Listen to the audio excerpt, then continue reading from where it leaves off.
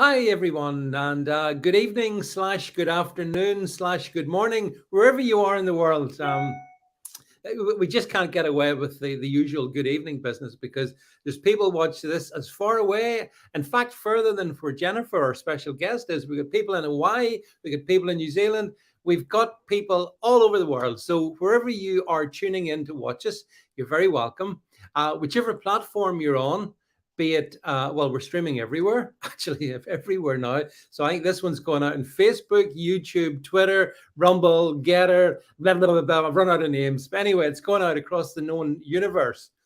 So thank you all for tuning in. Now, oh yeah, and bang on cue, all the way from Oahu in Hawaii, we have one of our regulars, Donnie Girl. Great to see you in the stream. Let me just, before we just bring on our guest, and I can see Jennifer's in the studio. I see you, Jennifer. I just wanna check the over on the Getterverse. I just want to be able to make sure I can see see everything. So just give me 1 second, and I'm going to bring it. This is where I do my clumsy, desperately trying to make sure I bring up the get the stream here. So bear with me a second. You can all sort of talk amongst yourselves here as I bring it up. Yes, I can see it now. Okay, so look, I think that all seems to be fine. We are we're looking in good shape here, everybody. So yeah, I think what I can do now is let that move across and move this across, and yeah. So look, right. I'm really looking forward to this conversation that we're about to have, because yeah, we talk about it so much on this stream: woke culture, the kind of the intolerance of people having different opinions, and how if people step out of line with narratives, they're basically stepped upon. But yet people have the strength, the resilience to speak up, and that's where our very special guest comes in. So without any further ado, let me bring onto the stream and introduce you to author of Levi's Unbuttoned, and that's Jennifer Sey, or is it C? Jennifer, welcome to the stream. Thanks for having me, David. I'm happy to be here. Yeah. Hey, Jennifer, first question. Your surname, how is it pronounced? See or say? You got it right. Say, I you got it right. Yeah, I got it right. Yeah, that's a good start. I got it right. So, well, listen, Jennifer, first of all, thank you so much for taking the time to speak to myself and my audience around the world. I think your story, just really, really interesting story, actually.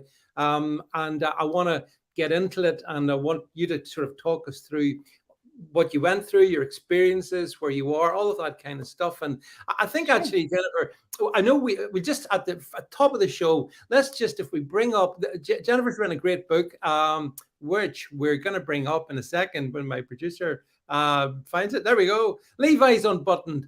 The woke mob. It's a great subtitle, that. The woke mob took my job, but gave me my voice, Jennifer. That was good, wasn't it? It starts good and it gets better, but it's there. It's available. We've got it up over on our site. So if people want to go there, go to Amazon, wherever you go. All good places should be stocking Jennifer's book. Not your first book, though, I think I'm right in saying, Jennifer. Am I right? That's right. I wrote a book in 2008 as well. I was an elite gymnast as a child and young adult, and endured the abusive and cruel coaching culture. And I wrote about that in 2008 when I was about 40, because I was still struggling with the abuse that I endured. And there was backlash for that as well. So I got my warm up with my first book. Yeah, actually, Jennifer, to be honest, I mean, that sounds a really interesting book. It may be that perhaps at another time you might like to come back and talk about that too, because it's kind of dark in ways, but it's probably extremely relevant. Let's put it like that. And so yeah, as you say, you got your first taste of cancel culture back in 2008, but that wasn't enough for you. You wanted more of it. So, hey, Jennifer, so let's start off at the top. So just let's talk. I mean, this particular conversation concerns what happened during your time at Levi Strauss and whatnot. So maybe just chat us through, where did you come from in Levi Strauss, and what was the journey like? And then we'll get to the bit that happened. Sure, I'll give you the shortest version possible. I worked at the company for close to 23 years. I started in 1999 as an entry-level marketing assistant. I worked my way all the way up the ladder, which wasn't easy. In the 90s and 2000s, as a woman in corporate America, there really weren't any female leaders at the company at the time. And I was a well-liked leader and an employee. But and at the time, in March 2020, when I started to speak out and criticize the public school closures, I was the chief marketing officer, and I was in my 8th year in that role, which is pretty exceptional. I think the average tenure for a chief marketing officer is 1.5 to 2 years. It's a tough job. So I was doing a good job, that's proof of that. And I was very outspoken from the outset about the restrictions to children and the harms that would be done. I was outspoken on social media. I wrote op-eds. I led rallies to get the schools open. And I was told repeatedly by my peers and my boss, the CEO, that I shouldn't do that. When I spoke on behalf of the company. I said, no, I don't. I'm a mom. I'm a public school mom. I'm speaking on behalf of my kids and the 50,000 children in San Francisco, where I used to live. And after 2 years, so I did it for 2 years, and they kept me for 2 years, but they weren't happy about it. And then eventually in January of 2022, I was told there was no longer a place for me at the company because I had been so outspoken on this matter. I should say I did get promoted over the course of the 2 years to brand president. So, demonstration of the fact that I was doing a really good job in my role. But that didn't matter. I was too problematic. Right. Okay. Well, it's a good potted history. Well, let's break it down a little bit. So, first of all, obviously, your career progression was pretty stellar, even during those final couple of years. I mean, you've given a big chunk of your life to that company, Jennifer. I mean, in an age when people come and go very quickly, to be around, I mean, I know what it's like in corporate culture to be around for that amount of time. It's kind of unusual a bit, really, but it's also a testament to your achievements. But let's go back then. So obviously, so you were living in San Francisco. Good luck. And and obviously then the whole kind of COVID thing came in, and the whole we have to put the kids in masks. We've got to close the schools. All of that stuff was coming in. So how did you feel, Jennifer, as you were living there right in the middle of it? What was it like? What did you think? I mean, it was brutal. We were locked in our homes. Outdoor playgrounds were closed for 9 months. If you lived in an apartment in San Francisco, like I did, with no yard and 4 children, you were, locked inside your home. Worse than my situation, if you lived in a very tiny apartment with a lot of people, I mean, this was dangerous. This was the least safe thing we could do, is lock people at home. You weren't allowed to visit loved ones in the hospital. You couldn't. I had a friend who passed away in the summer of 2020. We couldn't have a funeral at the beach for 20 people. I mean, it was illegal to surf, to go surfing on the water. That was illegal. They took basketball hoops down. They filled skate ramps, for skateboarders with sand. They really there was nothing acceptable except staying home, and children were relegated to Zoom school. And that's no way to learn. And yet, in the fall of 2020, private schools opened. So all of my peers who sent their kids to very fancy private schools, I didn't, I chose public, they sent their kids back, and yet told me that I could not advocate for open public schools so that my children and the other 50,000 children in San Francisco could have access to the same quality of education that their children had. So the hypocrisy just drove me mad. I mean, I'm not mad. I think I'm very grounded in the truth. I studied data, and I advocated in a very diplomatic way. But San Francisco was incredibly oppressive and restrictive, and it was most restrictive to children. And they are the least at risk from poor outcomes due to COVID, as we know, and they are the most at risk with these onerous restrictions, the education loss, the learning loss, the mental health impacts. And so it just all seemed so upside down to me. And Mm. much like in, my advocacy and gymnastics, I put the children first. I Yeah. felt that was more important.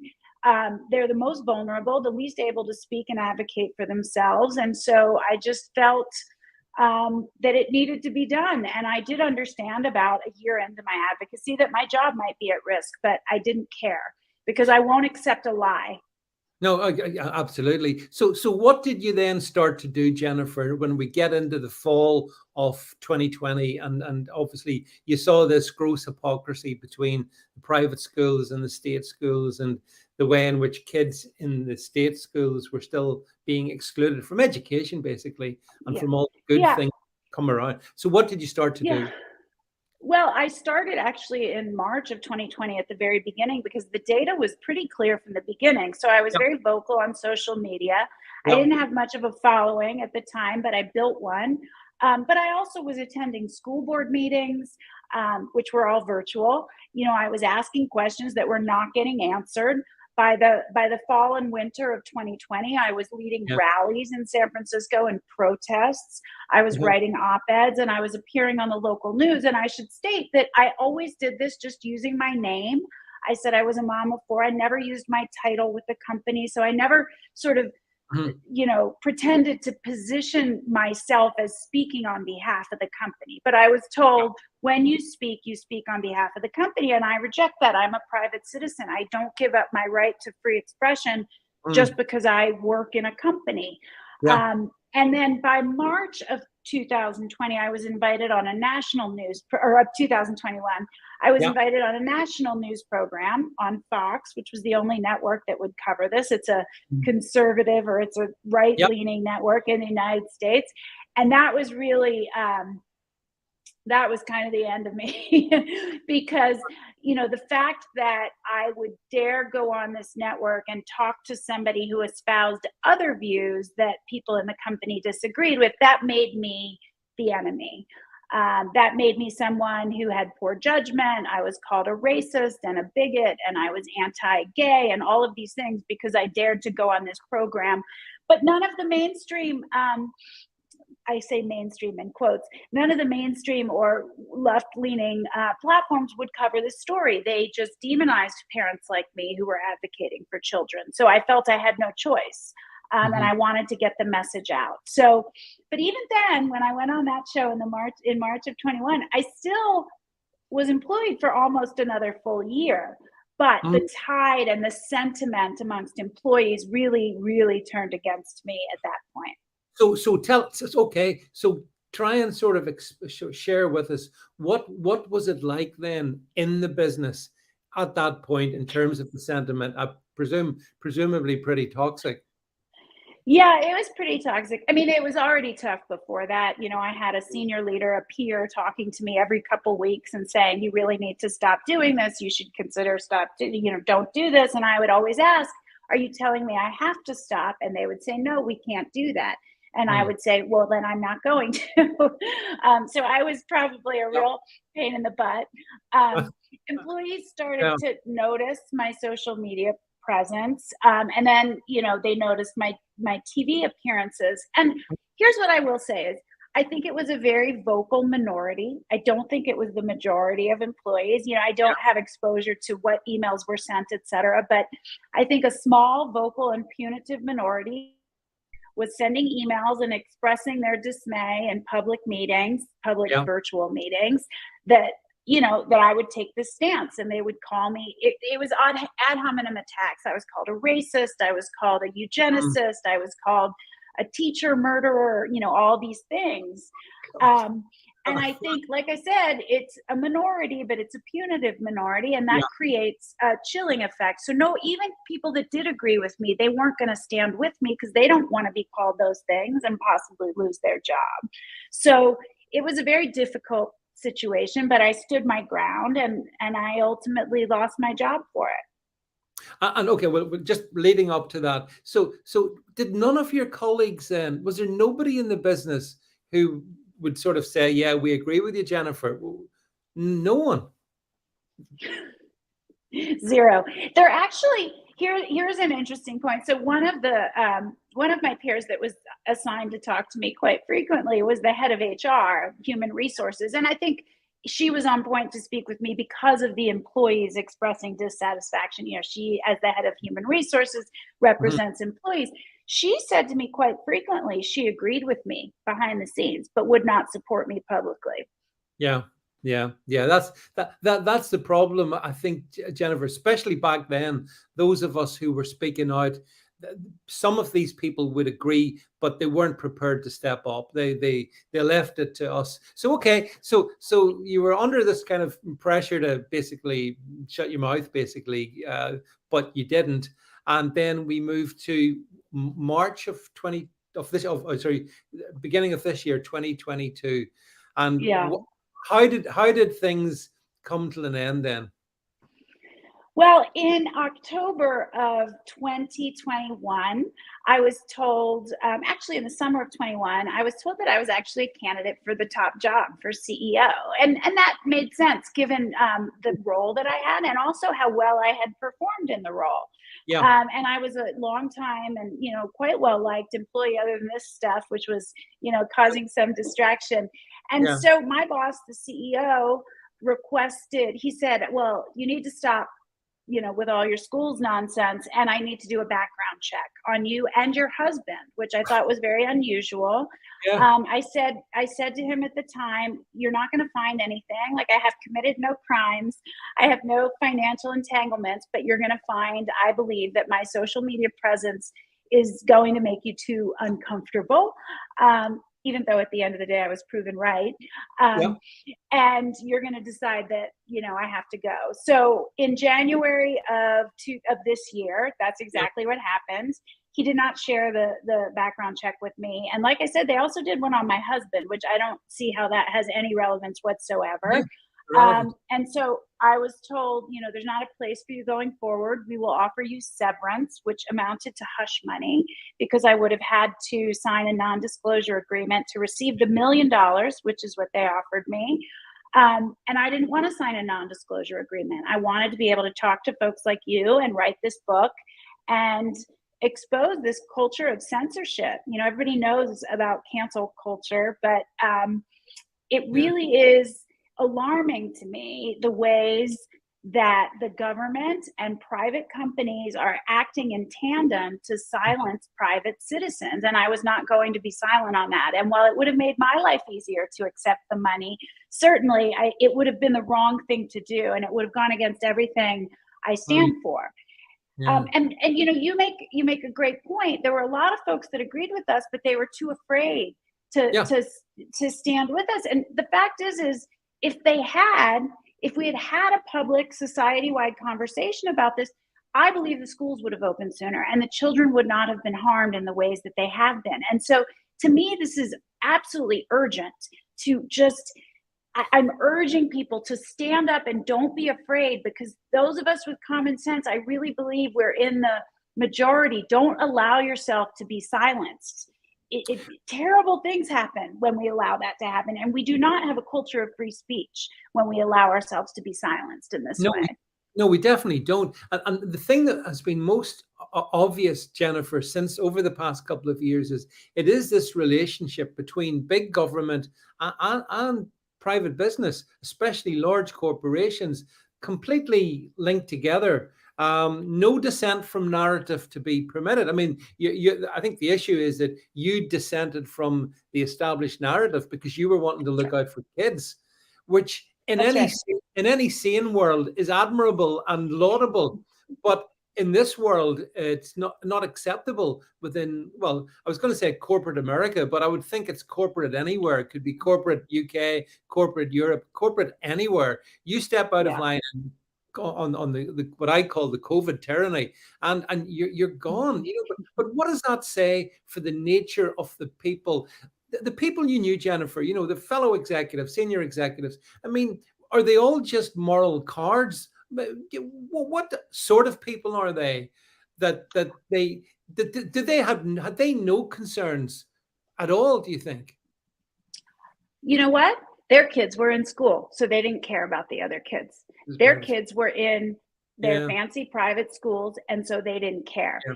And I think it's a combination of two things. One, yes, I think there's a lot of moral cowardice, and they wave their arms and pretend to be these social justice warriors and pretend to care about Black Yeah. lives and all the other lives, but they don't, because when the rubber hits the road, they won't stand up and risk anything for themselves to stand up for those with less. That's the first. Yeah. And then I think there's a group that just believes the narrative. They are unquestioning. They're not even to the point of being cowards because they haven't really sort of seen the truth. They just Yeah. accept propaganda as truth. They are, I'm trying to think of a nicer term than the one I was going to use, but they just accept whatever narrative is fed to them, and they're being fed lies. And they further that narrative and choose to banish anyone and demonize anyone who's willing to kind of interrogate the narrative and push back on it. And can I ask, Jennifer, what was it like, for yourself and your kids during the time when, schools were closed and contact with other kids was basically, precluded? What was that like to live through that?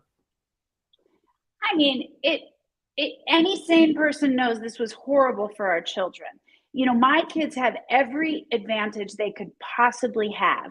It's not a surprise. I was well paid as an executive. My children had strong Wi-Fi. They had a parent at home that could help them. And still, Zoom school is not school. They weren't learning. They were disengaged. They were isolated from their friends. My, third child, who was 6 at the time and just starting kindergarten, was depressed. He was, before that, he was a happy, energetic kid.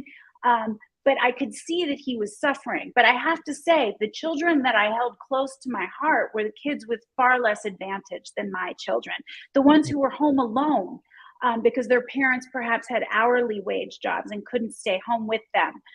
They had no one to help them navigate Zoom school. I mean, Zoom school is bad no matter what. It's bad if you have advantages, if you don't have advantages, it doesn't matter. But these children who had no adult at home to help them, who were completely isolated from the world, who had nowhere to play because the playgrounds were closed. I mean, it's so incredibly harmful. And we've seen now, the data shows all of this to be true. It didn't take that much imagination to know that they would be harmed. And yet the narrative that was furthered was, you're a good person if you stay home and keep your kids in isolation. That was the narrative. And you're a bad person if you don't want to do that and you want everyone to die. The narrative was a lie. But it was, yeah. It was a lie. And as you said, and we'll get to this later on, you've been proven absolutely right. But it was obvious, as you say, Jennifer, and especially for kids, because kids they need that companionship of their friends, spending time in their world, not our adult world. And you don't get that over a Zoom. And it was obvious that you couldn't get that over a Zoom. You really don't.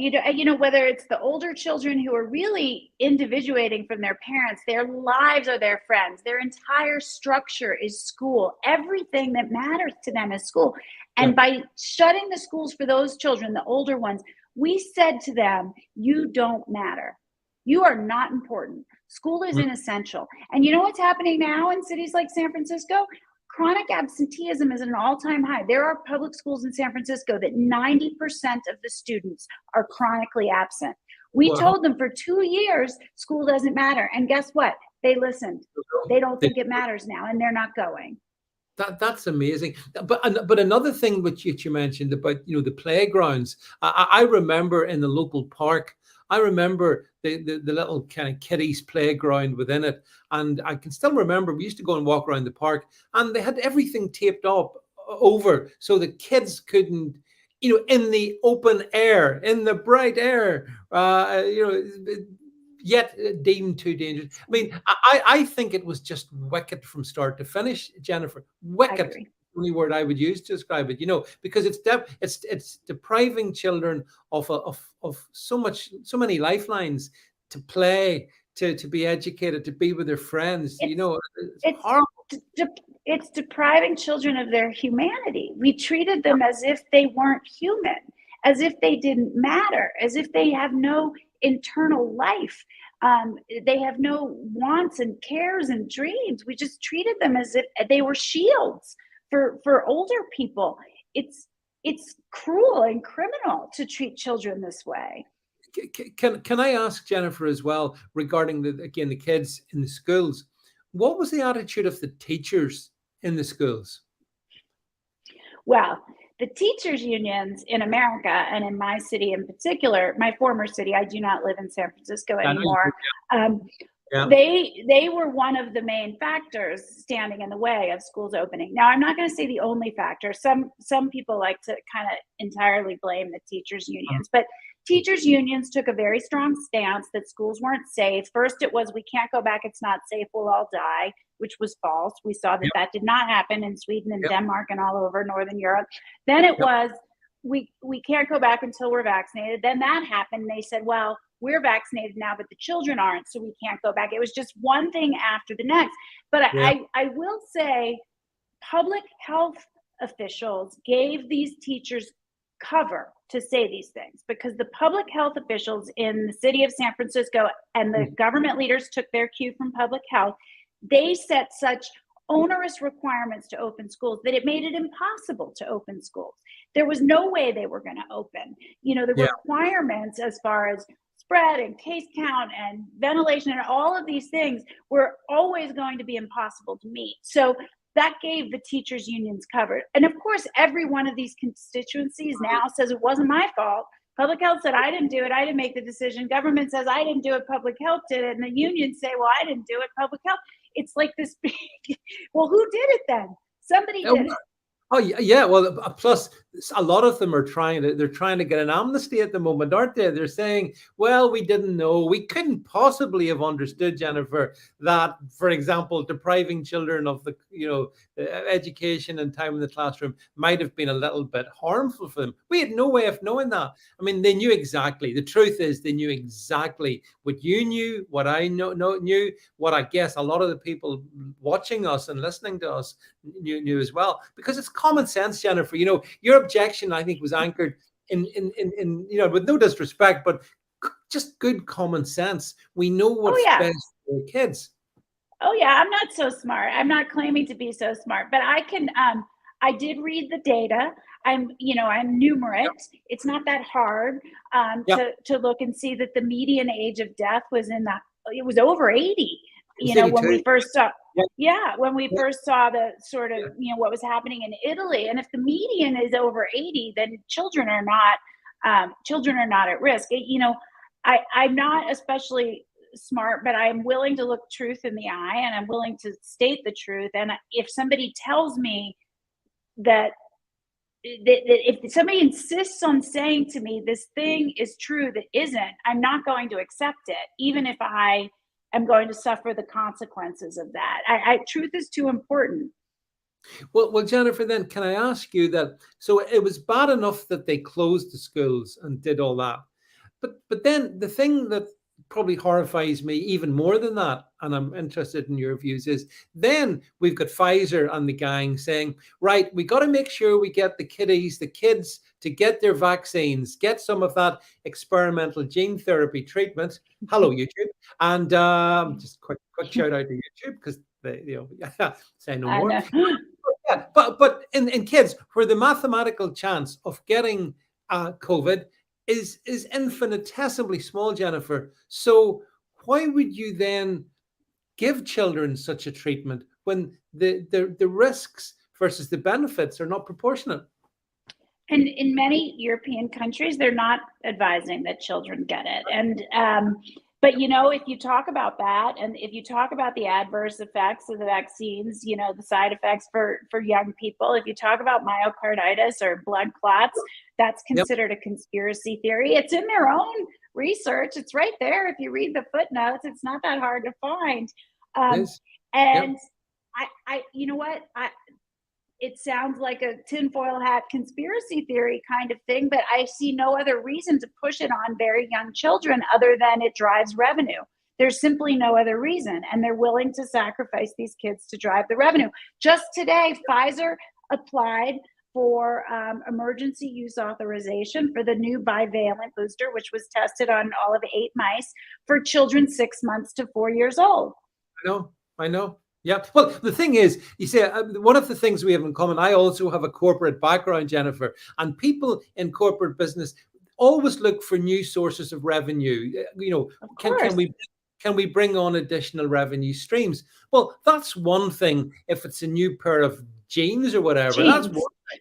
Yeah, but when it's gene therapy, it's a different thing altogether. So, so I do wonder about, you talk about the corporate mindset. I wonder about the big pharmaceutical company corporate mindset, because ultimately it's not mice that is going to be at risk here.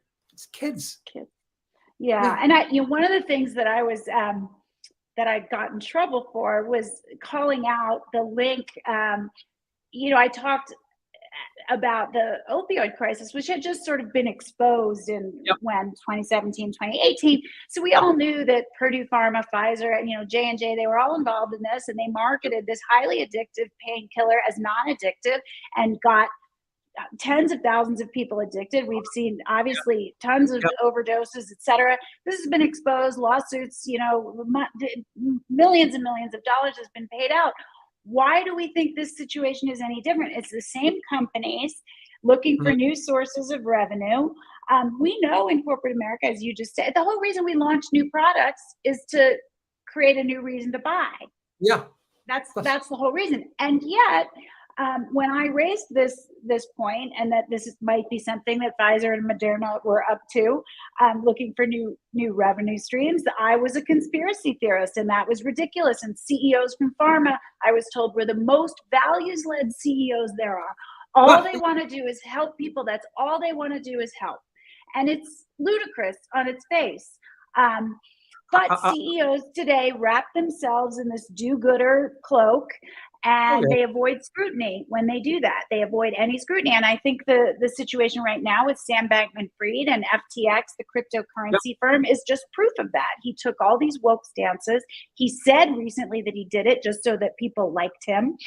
But he was able to avoid any questioning or scrutiny from employees and investors for, almost 3 years, because he, said he was an environmentalist and gave a lot of money to the Democratic Party. The press loved him. The press is in on it too. They're failing to do their jobs and interrogate the issues. Yeah. Oh yeah. I mean, there's so many failings at so many levels. There is, we could spend all night talking about the failings, but certainly, the media refuse to hold these people to scrutiny. But I would suggest that may be for the same reason as many intelligent people in business who should have known what you knew, Jennifer, chose to look the other way. They were following the money. The media can be, in the UK, for example, I mean, voices like mine were very few and far between, because all mainstream media was bought off by the British government. Vast amounts of advertising revenues, you know how that works, were being plowed into them. So they kept their mouths shut and went along with it. And I'm sure it was the same with you as well. So, essentially they can buy off so many of them, can't they? But they couldn't buy you off. And, they can't buy, I think, many of the people that are watching us tonight off. Yeah, exactly. I think the press was in on it. They, whether it's, pharma advertising revenue, or whether it's just access to the corporate leaders so that they can write the articles and do the insider interviews. And yes, there's definitely those that just bought the story hook, line, and sinker. But when you have this unholy alliance and you have corporations, the government, and the press all working in tandem, that is not a free society. That's an authoritarian state. Exactly. And I find it very, very scary. I find us at the risk of not actually living in a democracy anymore. Free speech is, I would say, the primary pillar of our democracy here in the United States. And as we've seen recently, the government was working hand in hand with Twitter and other social media platforms to call, to call things that we now know are true misinformation, and to ban those people from the platform. My own husband is still banned from Twitter. He's banned from Twitter because he said the vaccines Known side effects of these COVID vaccines are myocarditis and blood clots. He's banned. He's been banned for I don't know how long now, 9 months or so. Still not back on. That's a factually correct statement, but it was not permissible to say that. Yeah.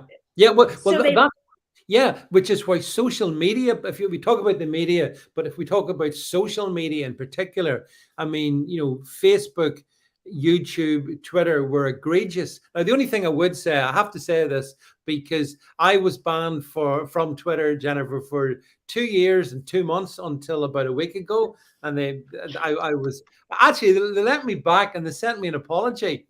What can I say? An apology from what were Twitter. you? What Yeah. were you banned for? What did you Oh, do? I believe the British government didn't like naughty boys who questioned masks and all of the That's lockdown right. stuff. By the sort of September of 2020, I mean, I was very vocal, and because I had a Yeah. reasonable presence, that I think the same sort of stuff that Elon Musk was exposing the other, that was. Friday. Yeah, I think it was happening in many countries, Jennifer, Yeah. where people like your husband, myself, others were just take them down Yeah. because you mustn't. Well, congrats. I'll let my husband know. He's waiting any minute now. I think he'll be let back on too. I'm sure he will. I mean, I'm not just saying this, but I think under Musk things are getting better. I mean, Twitter used to be a good place. It became a horrible place, I think, from about 2016 on. It didn't tolerate. Yeah. I mean, I'm sure, like myself, Jennifer, I welcome all voices. People are entitled to hold whatever opinion they want, and you shouldn't shut somebody down just because they hold an opinion that you don't agree with. Well, that's not free speech. It's free not speech. free speech if you say you only get to talk if you say what I say you can say. That's antithetical to speech. And the only thing that protects our free speech is more speech. And so I support your right to say anything, even if I disagree with you. Yeah. And no one, I mean, you asked me earlier, did any employees or any of my peers stand with me and hold my view? Not only that, they wouldn't even say, I don't agree with you, but you have a right to say it. I mean, they wouldn't even go that far. It's bad. It's bad. Yeah. Jennifer, there's no, that is kind of appalling. But I wonder again, during these last couple of years, I think the corporate world, generally speaking, has been showing up in its true colors. There have been very few people with your courage, very, very few, I'm sad to say, that have stepped out and said, no, this is wrong. And, whether you disagreed with lockdowns or masking or the vaccines, all of those things, which I disagreed with all of them, by the way. Yeah, I did. I kept my big mouth focused on children because I thought that was something that, I was very cognizant, and I thought I could, bring some sense to these policies that were hurting children. And I felt like that was maybe like a bridge, like people could kind of set their fears aside for children. So I didn't really talk about the vaccines. I mean, now I can talk about whatever I want because I don't have a job and I'm beholden to no one. But I did really keep my advocacy, and that was a strategic, I did that strategically. I kept it to children, but still, that was unacceptable. You could not advocate for children to be in in-person school. But Jennifer, it's a very good bridge to have made. I would have thought, it's a very reasonable bridge where you're almost inviting people to come over and join you. Because like you say, you're advocating for kids. It's not as kind of full on as saying, oh, I don't know, I have real problems with these experimental gene therapies.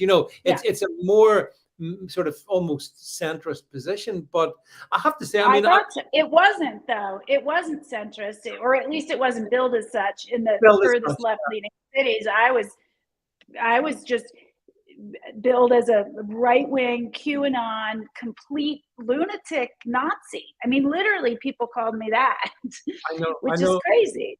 I know. I've had exactly the same. You're always called a racist, a Nazi, whatever phobe they can label against you.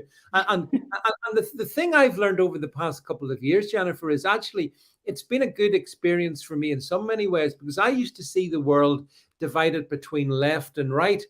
I don't see it. I do not see it in that term anymore I at don't all. either.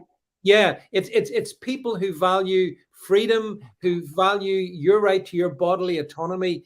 Those That's right. people are in one camp, and the tyrants are sitting in the other Yeah, camp, and they come in many different political shades, you know. So, but I I guess agree. yeah, Yeah, go the ahead. one thing I would add to that is I think the other way that I see it now are the people who believe in the search for truth and those who just accept the narrative.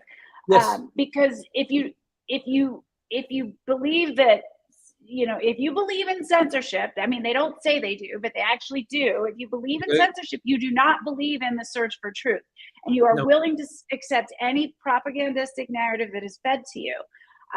And you're right, it cuts across political lines. My entire adult life, I would have called myself a lefty. Um, that is, I don't even view the world in that binary anymore because it just doesn't apply. yeah, I'm exactly the same. I don't say it like that at all. And the great thing is, actually, I now have got firm bonds with people who I might have previously seen as, oh, they're on the opposite side from me politically. Yeah, me I too. don't. Yeah, so that's why, I mean, the strange thing is it has worked out in by bringing us, a lot of us people together, which is a good thing. I But agree. jumping back to the States, though, I mean, you've lived under a couple of years of Dr. Fauci, Dr. Anthony Fauci, pushing every aspect of the COVID tyranny, you know, the masking. I mean, I couldn't believe it, Jennifer, when he was saying, oh, yeah, I think you need probably 2 masks, maybe 3. I'm not sure. I'm not sure where he stopped. It's so, I mean, what was that like to have all that coming into your TV You and know this? what? You know what? It was like it's like I could see the madness, I could see the craziness, I could see the lies, and I couldn't believe people didn't see it. And Yeah. they would say a thing, they would say 2 weeks to slow the spread Yeah. or whatever. It's just 2 weeks. Yeah. And then suddenly it was like 6 months and nobody remembered that they said it was 2 weeks. And they said the vaccines, you can't get it and you can't spread Right. it. And then all of a sudden you could, and they forgot that they said, like, and no one cared. They lied about everything. They lied about everything, David. They lied about the schools needing to be closed. They lied about the masks working. First, they said you didn't need one, then you did need one. They lied about the vaccines, and no one cares that they lied. Somehow, I'm the crazy person for pointing out that they were lying. How So am I the crazy person? you're definitely not. But okay, but why is it that you think that so many people couldn't see through those very blatant lies? I Why? think people care. The honest answer is I think more people care more about being with the group than being right. And I Mm, think they mm, care more about fitting in. And in this case, fitting in meant being very virtuous. You got to pretend you were the good person if you were willing to do all these things. And I think people just care more about that and being obedient and following orders, unfortunately, than yeah, actually, challenging authority. Now they do it and they think they're the rebels, which is weird. They're the ones with hashtag resist and all this craziness. And I'm like, what are you resisting? You resist absolutely nothing. You've right. never resisted anything in your life. But I think that's it. I think most people just care a lot more about being part of the right group and the right movement than they do about actually upholding their own principles and being right. It's very hard to stand apart, as you know. Look, it's Mm, been very difficult for me. I lost my city that I loved. I lived there 35 years. I lost my job. I lost my community. I lost some family members. Like, I'm not here to tell you that it's fun to no, stand up for your principles, no. but we've got to do it. You've got people, and that's what I really hope the book is to some extent. It's like a call to arms to stand up for truth and to stand up for speech and to use your voice. Even if I disagree with you, I am going to support your right to do it. And we need to all do it now because we are really at risk of losing that right. Oh, yeah, you're absolutely right. Yeah, I mean, the fact that, I mean, one of the other factors I think is, and I don't know what you feel, but certainly here in the UK, I believe the people who watch the mainstream media, the TV, the news on the TV, and they watched it, you know, on the hour every hour. I think the conditioning of them was extraordinary. And you'll understand from your business background, the power of advertising. You put a decent ad on the TV and between, breaks, and people can make a big impact on people. Well, look at the impact that the government had through their bought off media. And I think that conditioned the minds of people in ways that I never thought, Jennifer, were even possible. I really didn't think it was possible either. And they framed it all in these such like good versus evil terms. And anyone who went against the narrative or even asked a question was evil and a murderer and a racist and all the other isms, And so who wants to be that? That's terrible. And at first I would spend my time arguing with people about why I wasn't those things. And then I realized that's just ridiculous. You can't win. Those ad hominem attacks, they never engaged me on the arguments or the substance of what I was saying. It was just names. So now I say, fine, call me that. It's silly. I reject it. I'm none of those things. If you want to call me that, fine. You're an idiot. It's false. But you're right. It was a very effective campaign, but it gets at this thing in people that they want to be part of the group. They want to seem virtuous. They want to feel morally righteous. And it appealed to that sense in them. And this demonization of the unvaccinated, people were calling for them in America to be put into camps. They lost their jobs. I think 50% of people in the fall of 21 said the unvaccinated should not be allowed to leave their homes. They should be cordoned off from society. I mean, I used to think that the Milgram experiment was like an exception, the experiment where that one.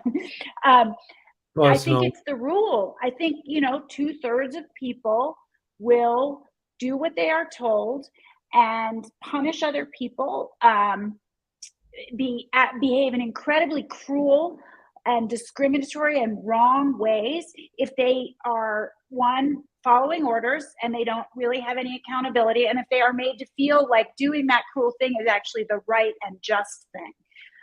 It's appealing to that sense in people of wanting this moral high ground. And I think one of the risks and the dangers is we are this increasingly secular society. And I say this as an atheist. So, but it appeals to that desire, the religious impulse in people to have this sort of this framework for how to behave and what's good and bad, because we still have the religious impulse, even if we are not practitioners of a religion.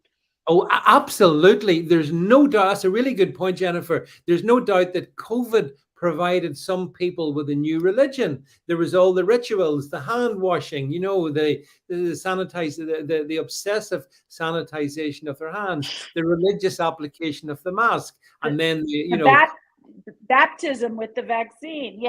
The multiple baptisms of the vaccine. And I actually do think that again, it was sold as almost this is the new faith that you can buy into, and it's an approved faith. Government approves of it. Most of the media approve of it. A lot of pundits approved of it, and only, as you say, the really bad people like you and me, we were the ones who didn't approve of it. But then here's the thing. 2 years later, we've been proven right. Actually, on every front, we've been proven right. Yeah, we were right about everything. And I actually, in the early days, would every once in a while pause and go, "Oh God, what if I'm wrong and I'm advocating for these horrible things that are going?" But it became very clear very quickly, if you cared to look at the facts and the data, that we were right. But you know what? It doesn't even matter now, because now the line of reasoning from those who advocated for the most stringent policies is, okay, well, we couldn't have known. False, you could have known. And we did it for the right reasons. We are still virtuous. We are still the ones with the moral high ground. And, there was a piece in the Atlantic magazine recently asking for amnesty for those who perhaps made some mistakes. And the rationale in the piece was that people like me, we may have been right, but it was for the wrong reasons. We're still bad people. So and they're not asking, she's not, the woman writing the article wasn't suggesting I should get any amnesty. She wasn't suggesting I should get my job back, just amnesty for them, because they did it for the right reason. They none of it has to make any sense, and people believe it anyway. That's what I don't understand, is why do they believe it anyway? Yeah, yeah, yeah. Oh no, no, there's no doubt about it that those people that were selling it, they know that the evidence has consistently been against them, and it's becoming more and more obvious, Jennifer. Not a week goes by where we don't get more data back from Pfizer or whoever it is, Right. and we see the adverse reactions. I mean, we know it for what it is. It's perfectly But clear. they double down. They double down because it's a sunk cost fallacy. Because at this point, if you say mea culpa, I was wrong, you were then responsible for such horrible, catastrophic, egregious harms. No one is going to admit that. So they're just going to keep doubling down. I honestly don't think there will ever be any admission of, Mhm. we went too far, or that was the wrong thing. There never will be. Yeah, well, no, I agree. I completely agree. I think there's legal reasons why that would never be the case that you've mentioned. Those are obvious, and I think morally as well. These people are consistent virtue signalers. They always want to have the moral high ground, even though for a couple of years, I mean, they were in the sewer. They weren't in the moral high ground. No. They were demonizing so many of us. But I mean, I'm not sure what it's like where you live at the moment, Jennifer, but like a year ago here where I live, like I would go into supermarkets and I would be the only, my wife and I, we'd be the only people without masks. Everyone wore masks. And at that point, I lost respect for about 99% of the people that shop in those areas, because I'm thinking, you bunch of cowards, if only you could have the confidence, strength to take it off, like you said earlier, then the regime starts to crumble. But by It's wearing it, so you they reinforce don't it. want to stand out. They don't want to stand out. They Yeah, won't do it. Even if they think it's dumb, even if they know it doesn't work, they won't do it because you set yourself apart. And if the mask is a symbol of virtuousness and it's a yeah, symbol, it's what good people do, then if you go in, I mean, here people who don't wear masks were called racist just for not wearing a mask. What does it have to do with how you feel yeah, about anyone that's a different race than you? It doesn't even make any sense. But no, yeah, I mean, here where I live now, I live in Denver, Colorado. Um, and masks are few and far between here now. But certainly in California, where I visit quite frequently, I live there, there's still, I would say a good 30% of people are still masked, even outside. yeah, yeah. I mean, as you say, it's a traumatized humanity we're dealing with at the moment. It's like they have been they have been hypnotized. They've People talk about mass formation psychosis, all these things. But whatever way you want to describe it, there's that just big chunk of the planet walking around, and for different reasons, they're doing things which, Jennifer, if you'd have talked to people in 2019 and said to them, you're going to be loving the prospect of wearing a mask, most people would not have believed you. A year later, they were doing it. They were doing it. Well, tell me, Jennifer. So here we are, in sort of towards the end of 2022, and I mean, how do do you see things moving in the next sort of 12 months, based on what you're seeing and what you're thinking?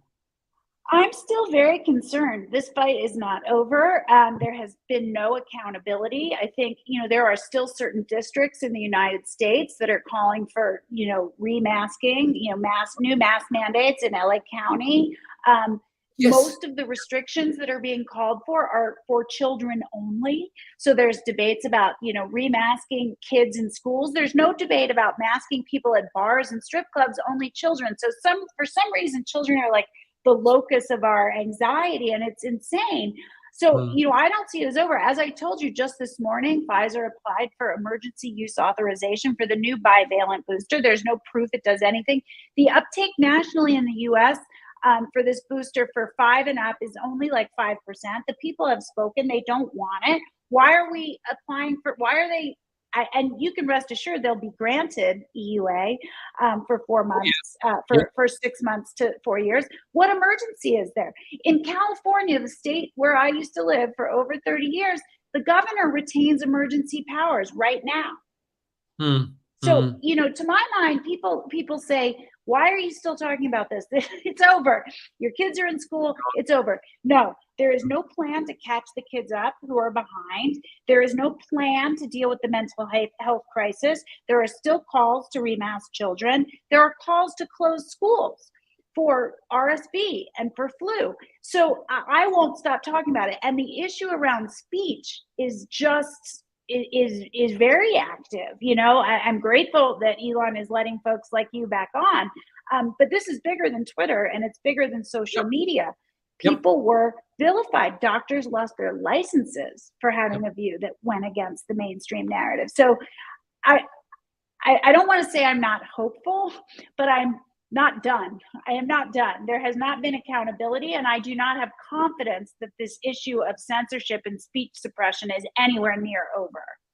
Yeah, I completely agree with you, Jennifer. I think you know, I think every now and again they take breaks in it, they retreat a little bit, and then they come back. And actually, on screen is one of our regular viewers, who's over in Hawaii, in Oahu, and she's saying that the kids are still masked, or kids are still masking here. I think I'm being told in Hawaii, but that doesn't surprise me necessarily. Sad, but doesn't really surprise me, I suppose, because the freaks that put this in place, the people in power, Jennifer, it's almost like they love the idea of seeing all those little kids going in with masks on them. I mean, I know.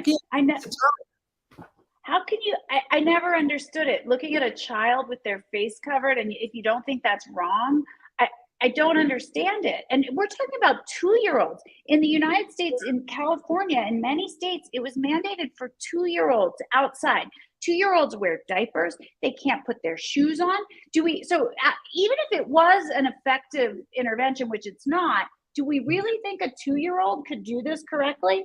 And then the American Academy of Pediatrics, which I used to think was a legitimate organization, has promoted this craziness, and they've gone so far as to say it doesn't impede language development, it doesn't impede social and emotional development, when in the past they said your baby needs to see your face all the time. That's how they develop, that's how they learn emotional cues, it's how they learn connection.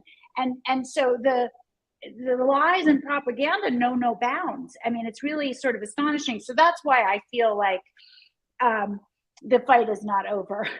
No, I'm sure it's not. The other thing is the really young kids, you know, the kids maybe between 0 to 6 months or 9 months or whatever, that surely need to see their mom and dad's face, that human connection that we all know. The fact that they would be denied that it's an act of great evil. You know, I mean, sometimes it sounds histrionic, but it's not really, because I can't think of any other word, just evil, to deny those little infants, the most youngest ones, that because their parents are, and some of the parents love it, of course, which again, I find disturbing, Jennifer, that a parent would be happy to wear I mean, I've seen, you bound to have seen it yourself. I've seen parents out with really young kids and putting the masks on them. Yes. Well, the parents don't wear them, which is the parents don't wear them. Yeah.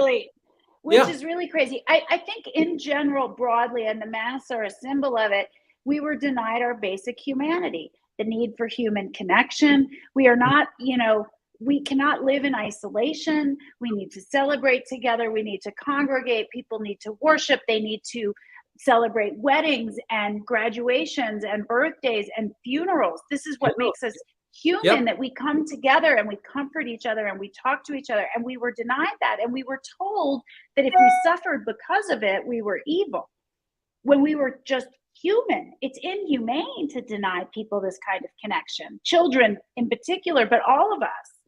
The inhumanity of it all and the cruelty of it all is what I find so, eye-opening is a nice way to say it. I didn't think we were capable of this. I just thought we knew better. I thought we were kinder. Yeah, so did I. I think a lot of us in this position, Jennifer, we're all the same. We're sort of thinking, we didn't quite understand that this is actually how so much of it works. But the upside is we see it all for what it is now. So, and I think the fact that, you've made such a courageous move and sacrificed so much from a career point of view and a financial point of view to speak up, speaks volumes about you, Jennifer. So listen, we've come to the end of our time. I just wanted to give another shout out to your book. Levi's Unbuttoned, which we're going to bring up on screen now. There we go. Jennifer in a pair of Levi's. Is that your favorite Levi's you're photographed in, Jennifer? Yeah, those are my favorite ones for sure. Those are my favorites. So I mean, it's a really good read, and it is, as I said, from the title on, it just sums up, I think, a really important lived experience that you've gone through, which that people would benefit from reading.